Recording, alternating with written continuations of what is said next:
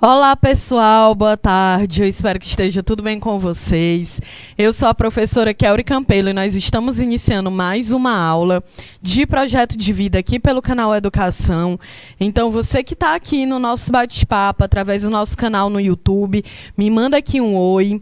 Você que está aqui na sua cidade, em Baixa Grande do Ribeiro, Jacobina, deixa eu ver, Jerumenha, Pimenteiras, Uruçuí.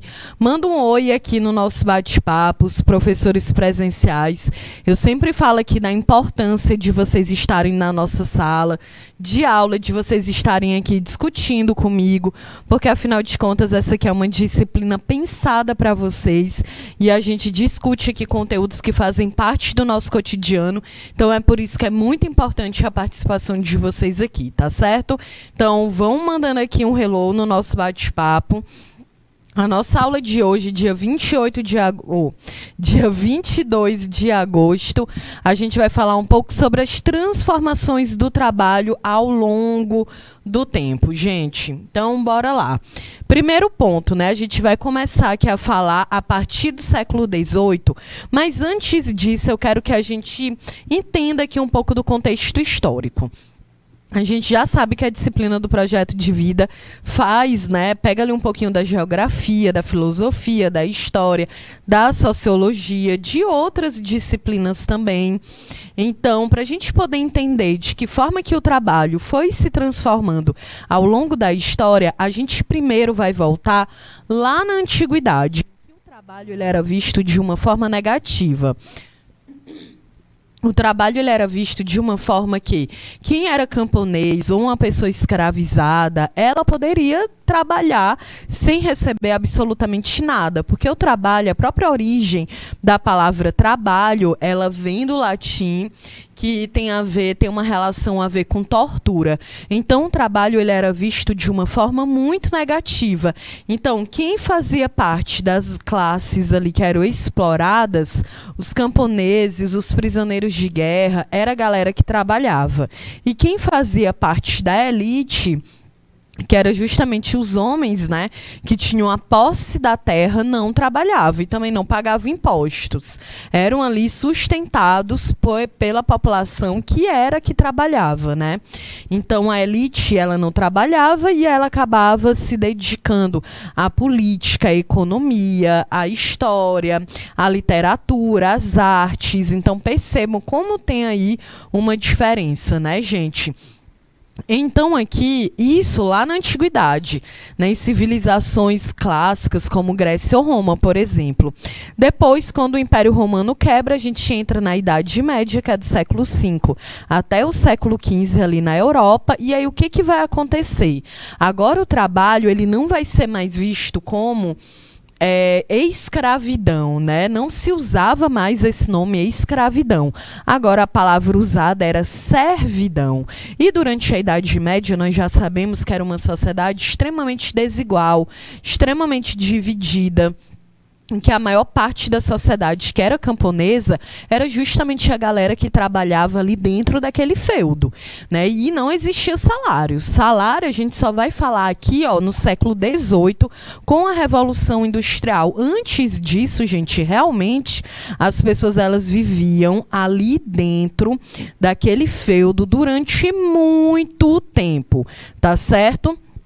Então, ó, a Érica Fernanda aqui no nosso bate-papo. Oi, Érica, boa tarde. Ela comentou, gostei das questões que a senhora trabalhou no pré-ENEM. Tu estava assistindo, Érica? Que bom, viu? Inclusive, as questões que de ontem, né, que foi lá em Valença, foi justamente Idade Média, esse período aqui que eu estou explicando, né? Então, que bom que você gostou, que você conseguiu entender, tá certo? Nas próximas aulas, a gente vai mudar aí também os conteúdos, tá certo? Então, olha só, aqui na Idade Média, como eu estava explicando, o trabalho era baseado na servidão. Então, essas pessoas elas trabalhavam lá dentro da terra, elas pagavam muitos impostos também, mas elas não tinham nenhum direito. E o trabalho ele era manual, artesanal. Construíam as próprias casas, faziam as próprias roupas, produziam a própria comida. E aí depois, quando a gente entra na Idade Moderna, a partir do século XVI, a concepção do trabalho vai mudar, principalmente com a lógica do sistema capitalista, em que vão surgir outras manifestações religiosas, né, além do catolicismo, como o calvinismo ali na França, na Suíça, que a ideia lá do Calvino, né, o líder dessa religião, dizia justamente assim: olha, quanto mais você trabalha, mais chance é que você vai ter de conseguir se salvar, né? Olha a lógica aí, né? Então a gente vem com o trabalho a partir do século XVI sendo visto como cada vez mais ali aquela forma que tu tem para poder enriquecer, para melhorar socialmente, já que na Idade Média existia também uma baixa circulação de moeda, né? Ali no final da Idade Média até o século XV vai surgir a burguesia, e aí chegamos aqui no século XVIII, durante o processo conhecido como Revolução Industrial. E aqui, gente, a Revolução Industrial, ela foi um dos grandes processos históricos que de fato transformou a sociedade. Por quê? A Revolução Industrial, ela vem com o surgimento da máquina a vapor, que muitas vezes essa máquina ela vai fazendo o quê? Substituindo a força de trabalho humana. Porque antes da Revolução Industrial, o trabalho ele era muito feito de forma manual, artesanal. E aí, quando essa máquina ela surge ali na Inglaterra, esse trabalho manual, ele não vai ser mais valorizado. Ele vai ser visto como algo que já foi ultrapassado. Então, essas pessoas que trabalhavam lá dentro do meio rural, agora elas vão ter que se mudar, né? Sair do meio rural e ir para o meio urbano, que é o que a gente chama de êxodo rural. E vão para o meio urbano justamente para conseguir trabalho dentro daquelas fábricas. E lembrando, gente, o trabalho dentro daquelas fábricas era extremamente precário, né? Era um trabalho bem abusivo. A gente vai já falar um pouco sobre isso. Então, lembra, a Revolução Industrial foi um processo de grandes mudanças, tanto econômicas quanto sociais. Econômicas porque pela primeira vez na história a pessoa agora ela vai vender a força de trabalho dela. Ela trabalha um determinado período e recebe um dinheiro em troca. E isso também não quer dizer que era uma remuneração justa ou igualitária, tá certo? Também existiam muitas transformações sociais, gente, porque, claro, aquelas pessoas, elas estavam saindo lá do meio rural onde elas viviam, em que elas tinham uma participação direta na produção do que elas necessitavam, e agora não, né? E sem falar o tempo. Aquele trabalho manual, artesanal, na zona rural, né, por mais que fosse um trabalho difícil, cansativo, mas essas pessoas elas ainda participavam de todo aquele trabalho de uma forma direta, né? Elas conseguiam dar um preço, um valor para o seu trabalho. Agora, dentro da fábrica, não vai ser exatamente assim, porque dentro de uma fábrica, quem iria controlar tudo era justamente o senhor, o dono da fábrica. E essa revolução, gente, ela ocorre ali por volta de 1750, na metade do século XVIII, na Inglaterra. Ela se espalha por grande parte da Europa, da América do Norte, da Ásia, durante todo o século XIX e o início do século XX. Foi um processo histórico que levou à substituição das ferramentas pelas máquinas, da energia humana pela energia mecânica e do modo de produção doméstico pelo sistema fabril. Ok? Então, essas aí são as principais características. Substituição das ferramentas pelas máquinas, porque a máquina ela consegue trabalhar de uma forma muito mais rápida do que o ser humano. Também a substituição dessa energia, né, humana pela máquina e o modo de produção doméstico. Por que um modo de produção doméstico? Porque era um trabalho que ocorria dentro das oficinas de artesanato ou até mesmo um trabalho dentro da própria casa daquela família. E agora, gente, com a Revolução Industrial, não. Essas pessoas, elas vão viver de acordo com o sistema fabril. Até porque elas passavam muito tempo dentro dessas fábricas, né? A gente está falando de uma galera que trabalhava até 18 horas por dia dentro de uma fábrica. Então, tu imagina, o dia tem 24 horas e 18 horas dele é tu trabalhando dentro de uma fábrica com direito a apenas uma única parada para poder se alimentar, com as idas ao banheiro também tudo muito contado, tudo muito regrado. Então, é claro, gente, que era uma situação bem difícil e de muita exploração. Então, quando a gente fala que o sistema, né, todo esse sistema fabril, industrial, ele gerou muitas mudanças na sociedade. E uma delas foi isso aqui, olha, divisão social do trabalho. O que que isso significa? Inclusive, a gente estuda isso bastante, né, lá na sociologia também, com a teoria marxista, que é um crítico, Karl Marx, sobre, né, esse sistema aqui de trabalho baseado no sistema capitalista. Então, aqui, uma das mudanças, um impacto muito profundo, foi essa divisão social do trabalho, em que cada trabalhador é responsável por uma etapa do processo de produção. Beleza, e o que que isso significa? Olha, lá aquele trabalho artesanal, imagina, né? A Érica Fernanda que está aqui assistindo a nossa aula, imagina que a Érica Fernanda, ela é uma artesã. E aí a Érica, gente, ela trabalha produzindo sapato. Então, ela faz toda aquela produção. Ela corta o couro, né? O couro, o boi já foi morto, já foi lá tirada a pele. Chegou o couro lá para a Érica. Ela ainda vai trabalhar aquele couro, vai cortar o couro, vai fazer o molde do sapato, vai costurar o couro, vai colar a cola do sapato, colocar o cadarço, colocar lá a assinatura dela, ou seja, é um sapato que ela fez inteiro. Ela é uma artesã, então ela fez aquele produto inteiro. Então ela consegue dar um preço. Ela sabe quanto tempo ela gastou, quanto que custou o material dela para ela poder fazer aquele sapato. Beleza, então ela vai me vender aquele sapato com um preço que ela sabe porque que precisa ser aquele preço, né, para ela poder tirar o que ela gastou, o lucro dela. Ok. Agora, dentro da fábrica, isso não acontece. Porque agora a Érica, dentro da fábrica, ela não vai mais saber qual é todo o processo. Eu, por exemplo, vou cortar o couro. A Érica, ela só vai colar a sola do sapato. Então, ela vai passar 18 horas do dia dela colando a sola do sapato. Aí você me pergunta, professora, então a Érica, ela não produz o sapato inteiro? Não, ela não é mais artesã. Ela só realiza uma etapa desse processo de produção. Ela só cola a cola do sapato. Eu não posso dizer mais que ela é uma artesã, porque ela não faz mais o sapato inteiro. E é claro que isso vai prejudicar essa trabalhadora, porque agora ela nem sabe mais dar valor ao trabalho. Quando eu falo valor, o dinheiro de fato, né? Então, isso aqui, gente, cada trabalhador agora ele só faz uma etapa daquele processo. Nem pode dizer mais que ela tem uma profissão, porque ela não faz todo o trabalho, né?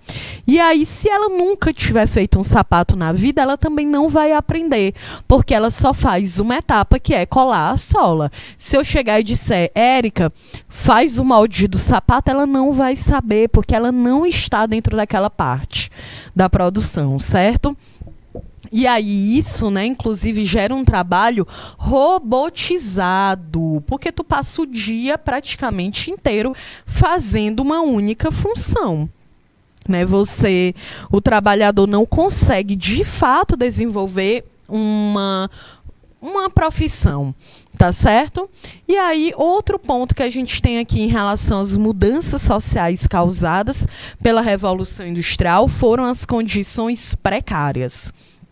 Gente, claro, né? As fábricas, gente, na maioria das vezes elas eram bem escuras, insalubres, com uma ventilação muito pouca, sem nenhuma segurança do trabalho. Era muito comum que crianças, mulheres, trabalhadores perdessem um dedo, um braço, uma mão, porque não existia nenhuma segurança, não existia nenhuma lei trabalhista. Eram longas jornadas de trabalho. A gente está falando aqui em média de 18 horas por dia de trabalho, uso de mão de obra infantil e feminina, ausência de garantias legais, péssimas condições de salubridade dentro dessas indústrias, né? Quando a gente pensa em relação aos direitos trabalhistas, ainda é algo muito recente no nosso país, né? Essas leis trabalhistas, elas são de 1943. Então, não tem nem 100 anos que nós temos leis trabalhistas no Brasil. Então, é muito importante que a gente pense sobre isso, que a gente reflita, que a gente consiga entender, identificar quais são os nossos direitos, para que a gente consiga lutar, né? Conquistar, ter uma noção de quando um direito nosso não está sendo colocado em prática, tá certo, gente? Bom, e aí, né, a gente tem aí essa Revolução Industrial do século XVIII. A gente fala que a Revolução, tudo bem, ela começa no século XVIII, mas ela não acaba ali. Ela acaba se espalhando para fora da Inglaterra, chega em outros países da Europa, também chega no continente asiático, nos Estados Unidos, né, na América, ali no século XIX.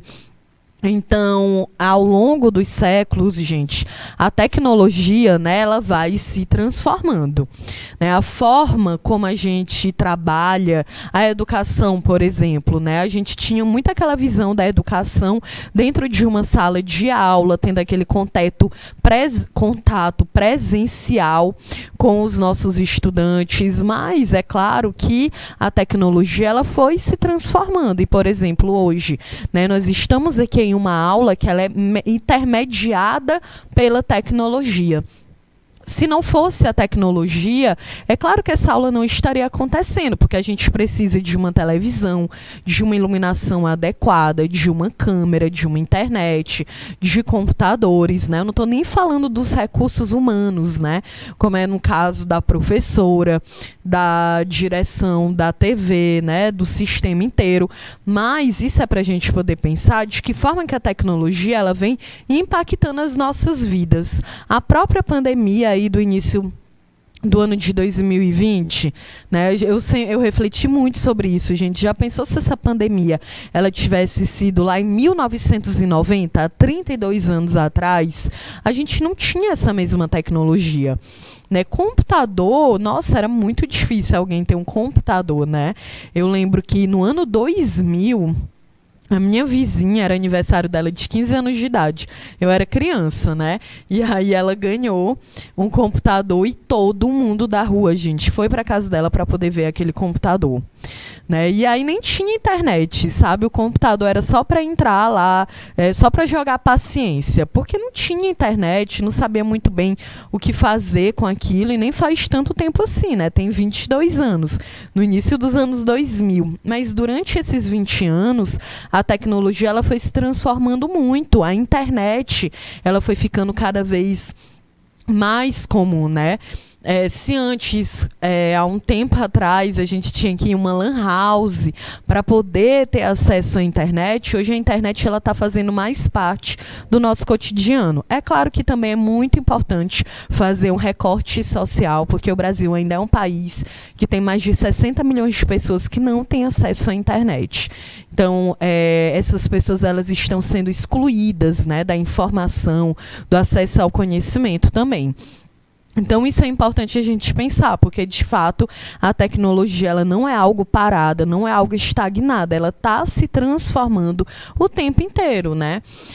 Eu lembro também, gente, que aqui na cidade de Teresina, eu moro em um bairro, né? Tem 10 anos que eu moro nesse bairro, e eu lembro que quando eu cheguei lá, 10 anos atrás, a gente nem tinha acesso à internet lá, para vocês terem uma ideia, né? Eu tinha internet numa espécie de pendrive que a gente pagava por mês, e aí colocava lá no computador que ainda era de mesa, grandão, né? E aí que utilizava a internet. E a internet, gente, acabava assim, ó. Usava ali um pouquinho, na mesma hora a internet acabava, né? E aí hoje, nesse mesmo bairro, a gente tem mais quase 10 opções de operadoras que vendem internet, né? Então, para tu ver como em 10 anos a gente teve uma mudança muito grande. Saiu de 0 opções para 10 opções. Então, isso é para tu ver, você que está aqui assistindo essa aula, como que a tecnologia ela está fazendo parte disso. Né? E é claro que a gente pensa aqui na internet porque a própria aula que a gente está realizando agora, tu precisa da internet para tu poder assistir. Ah, professor, eu estou assistindo pela televisão. Beleza, precisa da televisão, que também é uma tecnologia, porque há 200 anos atrás a gente não falava em televisão. Há 100 anos atrás, também não, né?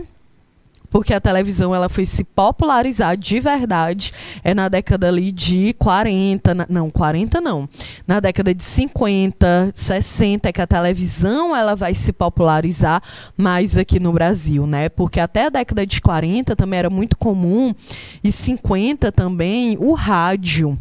Então, gente, a tecnologia ela não para, a gente está sempre sendo impactado por ela, né? Então, agora... E eu quero que vocês entendam, né, que ao longo do século XIX e XX, a tecnologia ela mudou muito a nossa forma de trabalhar, ela mudou muito a nossa forma de produzir e de viver. Né? Por que trabalhar? Lembra que a gente viu aqui? Então, o trabalho ele era artesanal, manual, e ele vai se transformando, ele vai ficando cada vez mais...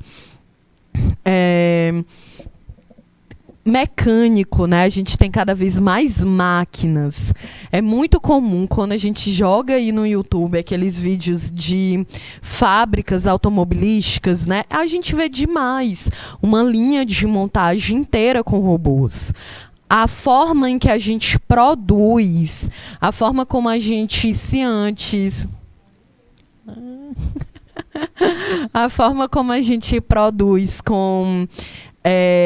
a nossa comida, a nossa roupa, o nosso transporte, tudo isso impacta a forma como a gente vai vivendo. É muito claro isso, que lá no século XVI, os indígenas, eles viviam de uma forma. Hoje, no século XXI, eles vivem de outra, gente. Há 100 anos atrás, as pessoas no Brasil, elas viviam de uma forma. Hoje, elas vivem de outra, trabalham de uma outra forma. A gente produz comida, roupas, tecnologia, tudo isso vai impactando a forma como a gente vive. Porque a nossa cultura, ela é construída justamente aqui, no meio em que a gente vai tendo essas relações, tá bom? Então, as mudanças aceleradas instituíram a renovação constante de técnicas e de tecnologias e revolucionaram as relações sociais, as formas de se comunicar. Olha aí, hoje a gente se comunica de uma forma diferente, porque há 20, há 30 anos atrás, não existia o WhatsApp, não existia uma internet e um computador que fosse tão... que tivesse um acesso tão fácil, né? As redes sociais, então, nem existia, né, gente?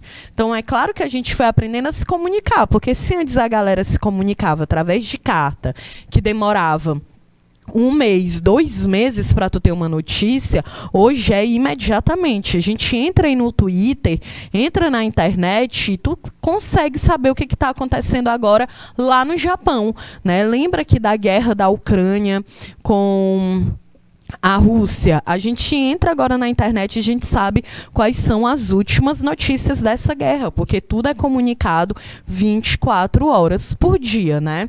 Então, a forma da gente se deslocar também, né? Então, hoje, se uma viagem, quando o Brasil é conquistado e invadido por Portugal, uma viagem que Portugal fazia, os portugueses, para chegar ao Brasil para iniciar a exploração, durava uma média de 45 dias dentro de um navio. Navio não, né? Também não era tão grande assim. Numa embarcação, ou demorava 2 meses para conseguir chegar ao Brasil. E hoje não, né, gente? Em algumas horas, 4, 5 horas. Ou se tu tiver um jatinho, tu consegue chegar em 2 horas. Então é muito rápido, né? Então a forma como a gente também se desloca de um lugar para o outro mudou completamente. A forma de curar, a medicina. Hoje, cada vez mais tecnologias também são desenvolvidas na medicina. Quando a gente pensa, por exemplo, nesse processo do coronavírus, da Covid-19 que a gente está enfrentando, a gente teve vacina. E vacina também é uma tecnologia. Pessoas estudaram, desenvolveram pesquisas científicas em relação àquela vacina. Então, isso também é tecnologia. Hoje, na medicina, doenças que antes eram pensadas que não haviam cura e que as pessoas elas morriam rapidamente, como é o caso do vírus HIV, hoje as pessoas que são portadoras do vírus, elas podem ter qualidade de vida, porque existem medicamentos, estudos, né? Existem cada vez mais descobertas. Hoje, uma pessoa na década de 90, 90 não, mas 80, quando uma pessoa descobria que tinha o vírus do HIV, ela entendia que aquilo ali era uma sentença de morte, que ela não ia ter mais nenhuma possibilidade de conseguir ter uma vida normal. E isso hoje não é mais essa realidade, né? Inclusive, nós temos inúmeras descobertas e exames, né? Quando a pessoa ela toma o seu medicamento de uma forma correta, o vírus muitas vezes não é mais nem transmitido, porque a carga viral, a quantidade de vírus que ela tem no corpo dela é tão baixa que ela nem transmite mais. Então isso aí, gente, foram descobertas científicas também que são tecnológicas, né? Porque mudou completamente. A gente tem aí estudos sobre câncer, sobre diabetes, que são doenças crônicas, mas que as pessoas elas também, né, conseguem ter um pouco mais de qualidade de vida, conseguem se curar, porque a gente tem medicamentos, exames, um tratamento ele pode começar de uma forma muito mais precoce e ter resultados muito mais positivos do que há 50 anos atrás. A forma também de amenizar a dor, né? E aqui a gente pode pensar, né, de amenizar a dor, tanto física também quanto psicológica, as doenças mentais. Claro que ainda existe muito preconceito, muito estereótipo que envolve as doenças mentais, mas a gente está falando cada vez mais sobre isso, né? Na ideia de que a gente precisa cuidar da nossa saúde física, mas que a gente também precisa cuidar da nossa saúde mental. E de amenizar a dor também no sentido de que existem muito mais medicamentos hoje para poder fazer uma cirurgia em que a pessoa ela fica desacordada, ela nem vê todo aquele processo, né? E não era assim antigamente, né? De vez em quando a gente vê alguma cena de filme ou de novela que se passa numa época mais antiga, em que a galera tá lá, né, no faroeste, o cara leva um tiro e para poder tirar a bala do corpo, ele tem que derramar um álcool, uma cachaça na ferida, e ele grita de dor. Isso não acontece mais porque a gente tem espaços que são apropriados. Existe um hospital, um medicamento, equipamento, instrumentos para poder fazer esse processo, né, sem que a pessoa ela sinta tanta dor. A gente também foi mudando bastante a forma da gente produzir. Então, se lá na Idade Média as pessoas viviam dentro de um feudo, em que elas plantavam e colhiam a própria comida, construíam a própria casa, costuravam as próprias roupas, hoje isso é bem diferente. Porque eu preciso comprar uma roupa, eu não costuro, né? Eu vou até uma loja comprar uma roupa. Eu quero comer uma determinada carne. Eu não saio por aí caçando, matando um boi e levando ele para minha casa para eu preparar aquele churrasco. Eu vou até o supermercado e eu compro uma carne que já está no ponto, ela já está cortada, só para que eu leve para minha casa e possa ali colocar no fogo, né? produzir. Eu não produzo, eu não faço a minha própria casa. Então, eu contrato um arquiteto para fazer um projeto, eu contrato ali um pedreiro, né, uma empresa, uma construtora. Eu não faço a minha própria casa. Então, tá vendo? Tudo que a gente está precisando também está sendo terceirizado e tem tecnologia envolvida. A forma de construir uma casa, gente, ela não é a mesma há 50 anos atrás, né? Então, no início do século XX, existia uma construção, na década de 70 era outra, né? Então, até a forma de produzir, de levantar um prédio, também foi se transformando, porque hoje a gente tem tecnologia, nós temos muito mais informações. Também foi se mudando a forma de trabalhar. Olha, por exemplo, eu trabalho aqui no canal Educação há 6 anos, mas antes desse período eu não conhecia, eu não sabia como, então como é possível, né, dar uma aula dentro de um estúdio. Então, era muito aquela visão do estúdio enquanto um estúdio de TV, né? Os programas de televisão que a gente assiste ali, ou então quando eu era criança, que tinha que acordar cedo para ir para a escola e tinha um Telecurso 2000, né? Que eu tenho certeza que vocês nem sabem o que é isso. Então, vejam como que está mudando, né? A própria educação, ela vem se transformando. Então, eu estou aqui...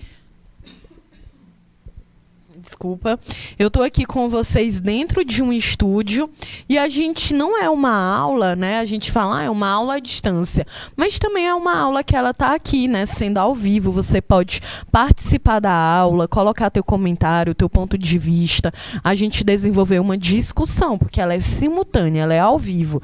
E isso há um tempo atrás também não seria possível, porque não existiria tecnologia que conseguisse, né, fazer essa aula. Então, a forma também do trabalho, ela foi se transformando. Hoje, por exemplo, fábricas automobilísticas, que inclusive, né, durante a década de 50 foi bem forte aqui no Brasil, também se transformou, porque hoje a gente tem muito mais tecnologia. A gente tem robôs, né, fazendo o trabalho. É bem comum, gente. Depois joga aí no Google para tu poder ver uma fábrica de carro. Hoje a gente tem muito robô realizando esse trabalho. Frigoríficos também, né, lugares que fazem todo o corte da carne, tem se utilizado muito robô para poder fazer, porque o corte ele sai mais certo, é um trabalho que sai muito mais rápido. Então, muitas substituições elas têm sido feitas. Outro ponto, né, que foi mudando as nossas relações sociais, a forma da gente conhecer, da gente repassar conhecimento. E olha, gente, a própria internet, ela é uma forma da gente aprender, da gente compartilhar um conhecimento, né? Então, aproxima as pessoas. É claro que a gente também sabe do lado negativo, das relações tóxicas que também existem ali dentro da internet, mas que, de qualquer forma, a gente tem um lado positivo que possibilita isso, de aproximar também as pessoas. Bom, então agora eu trouxe aqui bem que uma listinha, né? Uma ordem cronológica das mudanças que a gente foi vendo aqui durante o século XIX. Então, por exemplo, a gente começa lá no início do século XIX com uma locomotiva a vapor. Depois, no final, né, no 1800, século XIX, lâmpada elétrica com filamento de carbono, que foi desenvolvida pelo Thomas Edison. Né? O Thomas Edison ele é sempre muito lembrado pela lâmpada, gente, mas ele também fez muitas outras descobertas. Olha aí um automóvel do final do século XIX, 1886, ele era movido a gasolina, que foi desenvolvido e patenteado pelo Carl Benz. E aí, olha a diferença, né? A forma, iam 2 pessoas, no máximo ali tinha uma coberturazinha nos dias de sol ou de chuva, não andava rápido, né? Então ali era um carro que andava com 15 km por hora, 20 km por hora, o que é considerado uma velocidade bem baixa, né?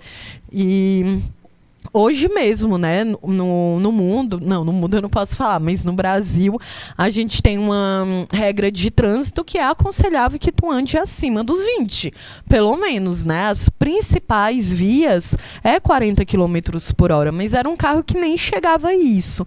Então vejam como que a tecnologia ela foi transformando.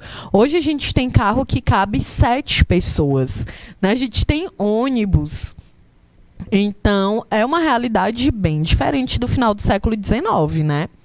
Olha ali, 1895, um cinematógrafo em madeira e metal, similar ao apresentado pelos irmãos Lumière, lá na França, né, que são conhecidos aí como os inventores do cinema.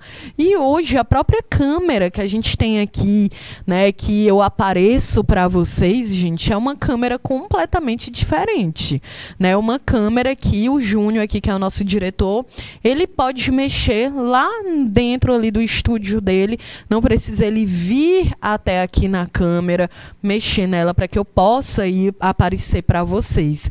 Então isso também é tecnologia, né? Existem muitas diferenças, né, ao longo da história. Olha aqui outros exemplos de mudanças já no século XX. Em 1903, no início do século XX, a física franco-polonesa, a Marie Curie, ela descobriu a radioatividade. Ela foi a primeira mulher a ganhar o Prêmio Nobel de Física e em 1911 ela ganhou de Química, né? Então ela tem 2 prêmios Nobel.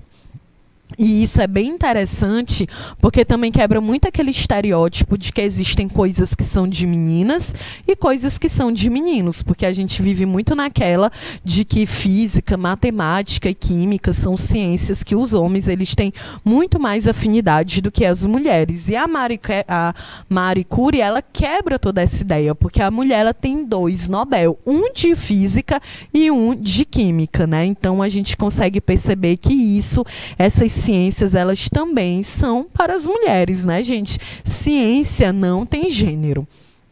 Um outro exemplo, 1928, a pioneira na aviação dos Estados Unidos, antes de realizar o voo transatlântico, olha aí a imagem dela, né? Lá em 1946, técnicos estadunidenses trabalham no primeiro computador eletrônico digital do mundo, gente.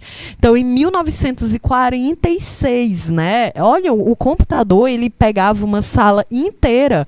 Hoje, os computadores, eles estão ficando cada vez menores. A gente coloca na mochila, em uma bolsa, né? E sai para qualquer lugar, para vocês terem uma ideia. Lá em 1963, a cosmonauta russa Valentina, a Valentina Tereshkova, que foi a primeira mulher a ir ao espaço, ainda em 63, justamente durante a corrida espacial na Guerra Fria, que inclusive é um conteúdo aí pro Enem, viu, Érica? Eu também vou trabalhar esse conteúdo nas nossas revisões do Enem. E lá em último, em 1984, a primeira impressora 3D. E, gente, hoje as impressoras 3D, elas estão desenvolvendo todo tipo de objeto, até mesmo peças que são utilizadas na medicina, como um braço mecânico, uma prótese, tudo isso, né? No século XX, né, no final do século XX. E a gente está em 2022 do século XXI, e mais descobertas e mais transformações tecnológicas vêm impactando a forma como a gente vive aqui dentro dessa sociedade, né? E aí, em relação à organização do trabalho, eu coloquei aqui... olha aqui, dos robôs que eu estava falando do carro, né? A tecnologia na divisão do trabalho aqui já durante o século XX e o século XXI, gente, porque a indústria automobilística brasileira, por exemplo, está intensificando o processo de robotização das linhas de montagem.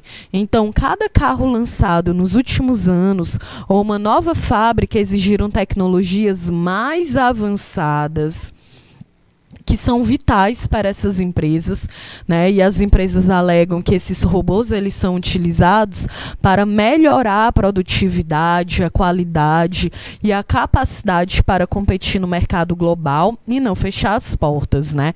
Então a ideia é que a tecnologia ela é cada vez mais presente, viu? Ó, a Érica Fernanda, ela comentou aqui no nosso bate-papo que a Marie Curie realmente ela é genial, né, Fernanda? Verdade.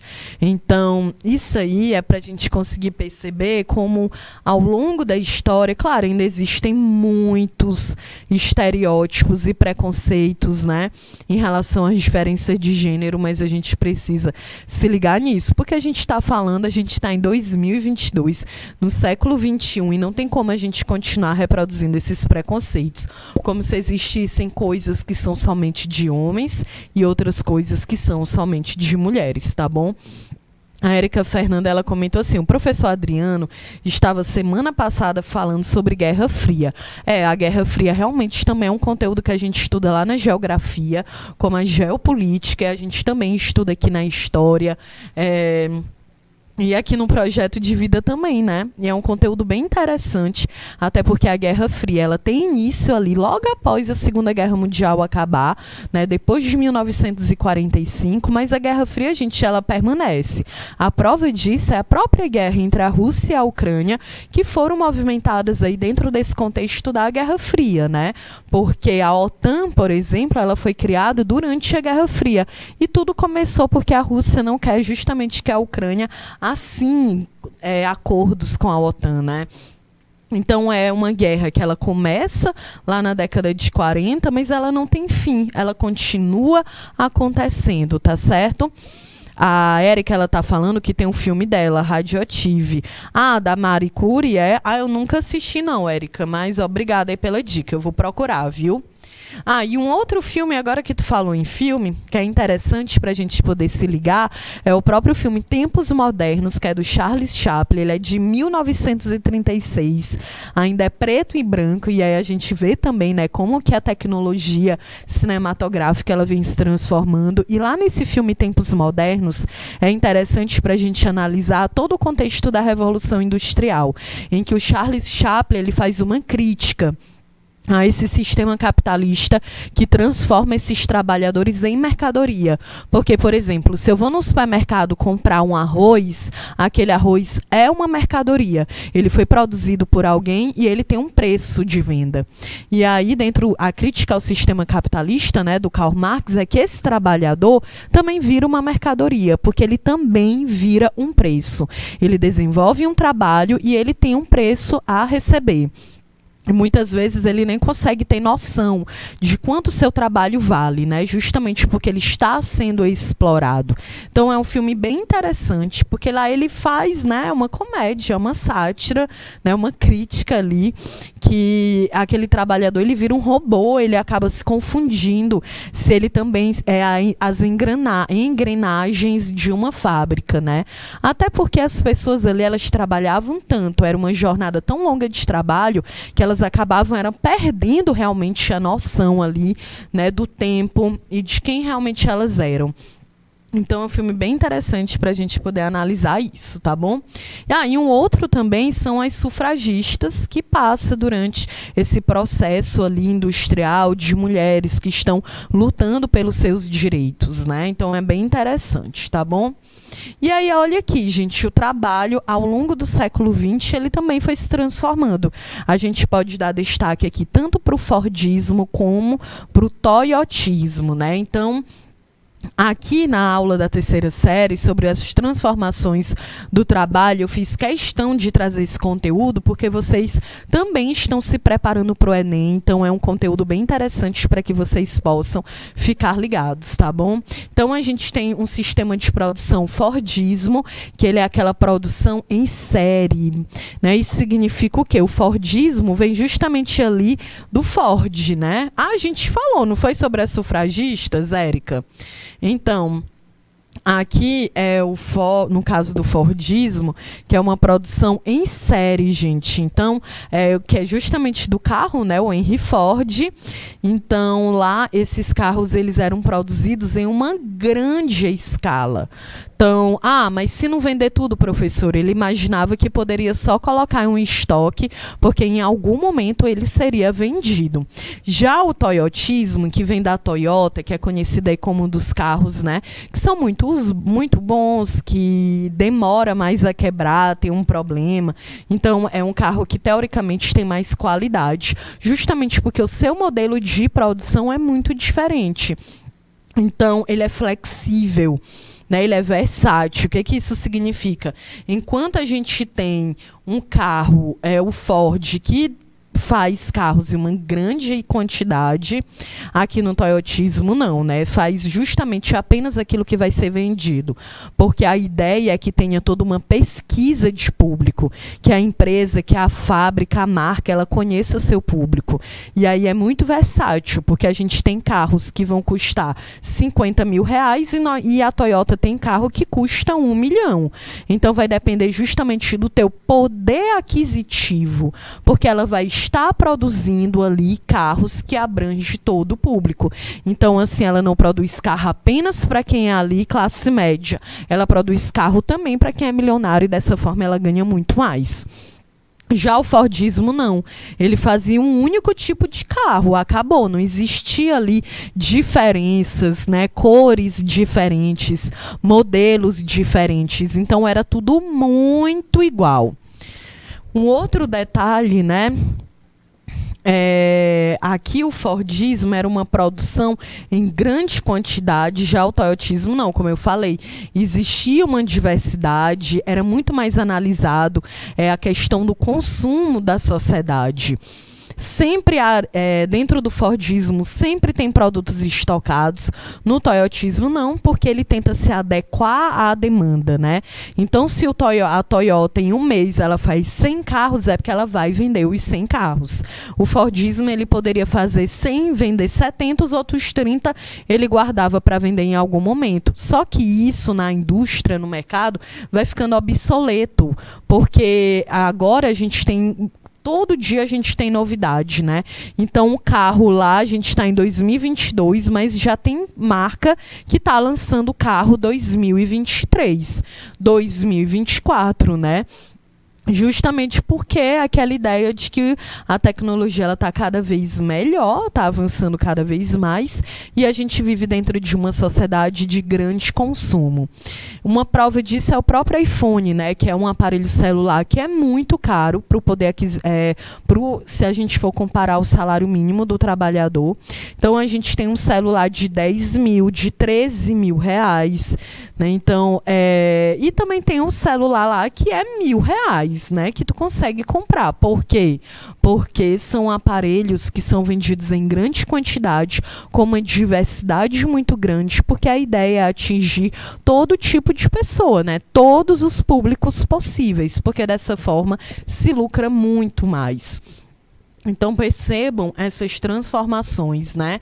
E aí, por exemplo, olha que essa matéria, robô toma lugar, né, do ser humano nas fábricas de carro.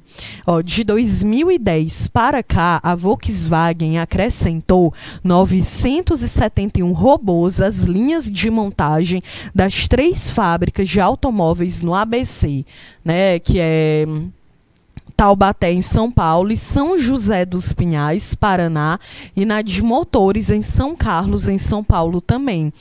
Hoje tem 2.187 dispositivos, principalmente nos setores de pintura, solda e agora na gravação de chassi e medição de carrocerias. Então, olha, tem muito robô no setor de pintura, no setor de solda, no setor de gravação de chassi, de medição de carroceria. Um trabalho que antes era desenvolvido por uma pessoa, agora é desenvolvido por um robô. E como eu vi aqui na outra matéria que a gente, né, comentou, essas fábricas elas fazem essas trocas porque elas dizem que dessa forma conseguem produzir muito mais, só que em pouco tempo. Então, é uma lógica parecida lá com a Revolução Industrial da metade do século XVIII, em que se dizia que era fundamental a utilização dessas máquinas, porque elas produziam muito, mas elas gastavam pouco tempo para produzir.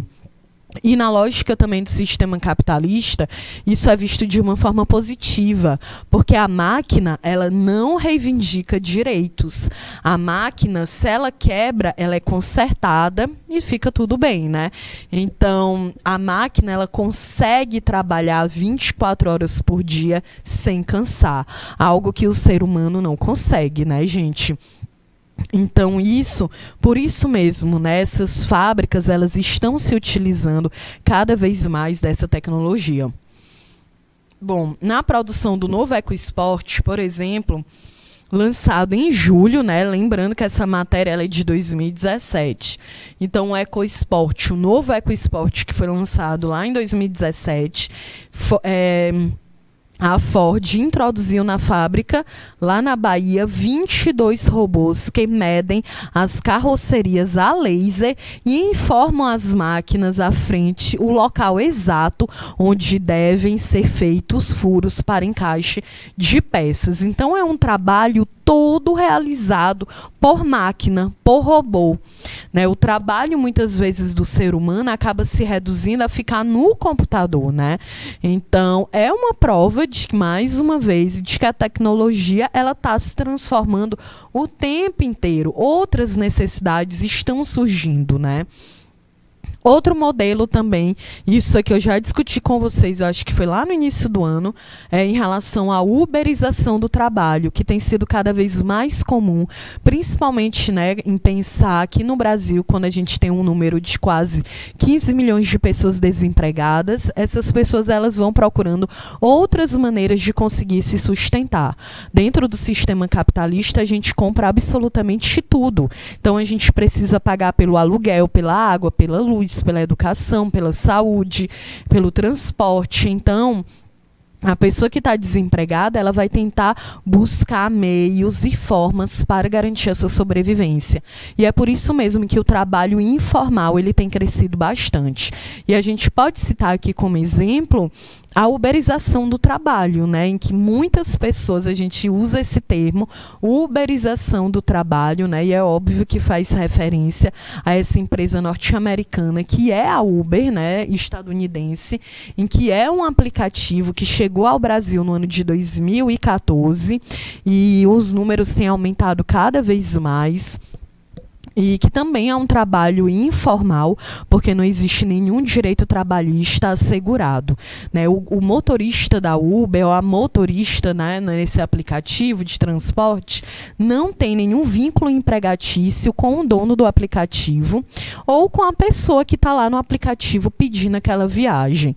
Então, é claro, por um lado, a gente enxerga que é algo positivo, porque essas pessoas elas estavam ali paradas, né, acumulando dívidas, insegurança alimentar, e elas vão procurar uma outra possibilidade. Mas, ao mesmo tempo, elas também têm a sua força de trabalho explorada, porque muitas das reivindicações desses motoristas é que a gasolina ela é muito cara, de que as viagens elas são muito baratas, então muitas vezes não compensa tanto. E ainda tem toda a questão de que muitos desses trabalhadores alugam esses carros para poder trabalhar, então uma parte do dinheiro que seria um lucro é para tu poder pagar esse aluguel, e também se tu tiver qualquer problema, qualquer dificuldade com aquele carro ou com uma bicicleta, é problema daquele trabalhador, porque o aplicativo não se responsabiliza em nenhum momento. Então, é claro, gente, que isso gera muitas consequências para esses trabalhadores, né? Quantas notícias que a gente já teve na televisão que esses trabalhadores ou passam por algum assalto, porque não é um trabalho seguro, ou tem esses carros roubados, né? E é tudo fica por responsabilidade deles, né? Um outro exemplo que a gente viu foi na Espanha, há um tempo atrás, em que teve uma grande parada. Eu acho que foi em 2018, mas eu não estou muito certa disso. Eu vou dar uma pesquisada em que na Espanha os trabalhadores de aplicativo fizeram uma grande paralisação devido a um trabalhador que entregava comida em uma bicicleta. Ele foi atropelado no momento que ele ia entregar a comida e ele acaba morrendo. E isso levantou muito esse discurso, né? Toda essa discussão em relação a esses trabalhadores por aplicativo, porque eles não têm nenhuma segurança, nenhuma lei trabalhista para que eles possam reivindicar um direito. Então, mesmo aquela pessoa, ela estava trabalhando, mas ninguém se responsabiliza. Nem a empresa que mandou a comida, nem a pessoa que pediu a comida, nem um aplicativo, né? Sendo que o aplicativo lucra bastante com aquele trabalho. Então, isso tem sido algo cada vez mais discutido, porque o certo seria o quê? A gente ter direitos trabalhistas, né, assegurados. Aqui é uma fotografia urbana de Buenos Aires sob o governo neoliberal do Maurício Macri, em que a gente vê muito isso, né? Então essa mulher, ela tem que trabalhar em uma bicicleta e ao mesmo tempo carregar essa criança o dia inteiro. Então é claro que isso aqui, gente, cadê a creche para essa criança, que deveria ter uma política pública, enquanto essa mãe trabalha, essa criança poder estar em um lugar seguro, protegida, desenvolvendo as suas habilidades, adquirindo conhecimento. Então, é algo que realmente a gente reflete e tenta entender, né, de como que essas pessoas aqui, elas estão sendo impactadas, né? Inclusive muitos outros países. Hoje mesmo eu vi uma matéria em relação à Escócia, a capital da Escócia, em Edimburgo, em que a classe trabalhadora, né, que faz a coleta de lixo, entrou em greve durante um mês, e aí a capital, ela estava repleta de lixo, justamente porque os trabalhadores, eles estavam reivindicando direitos. Eles queriam um aumento de 10% e outras medidas lá, e o governo não queria dar. Então a gente vê que essas crises do trabalho, elas não existem apenas no Brasil ou na América Latina, mas na Europa também, em países que a gente julga que tem um poder, um estilo de vida, um poder aquisitivo muito maior, né? Então que a gente possa entender e refletir como que esse trabalho, ele é cansativo, ele é exaustivo, e que ele está presente não somente no Brasil, mas no mundo inteiro, né, gente? Até os países que são considerados desenvolvidos, eles também têm ali as suas mazelas sociais, as suas desigualdades sociais, né? Só que, é claro, cada país vai ter uma forma de contornar e de tentar resolver, de conviver com essas diferenças, tá certo? E aí, isso aqui é um tema bem interessante para a gente pensar, refletir sobre essa consolidação das leis trabalhistas, que, como eu falei, não tem nem 100 anos que a gente tem essas leis, né? Então, eu deixei aqui uma atividade para a gente responder, mas eu vou deixar para a nossa próxima aula, porque a gente ainda vai continuar nessa discussão em relação ao mundo do trabalho, tá bom? Então, quero aqui agradecer a presença de vocês, agradecer aqui a Érica Fernanda, que está sempre aqui comigo, discutindo. Então, a nossa aula assim, fica bem mais interessante.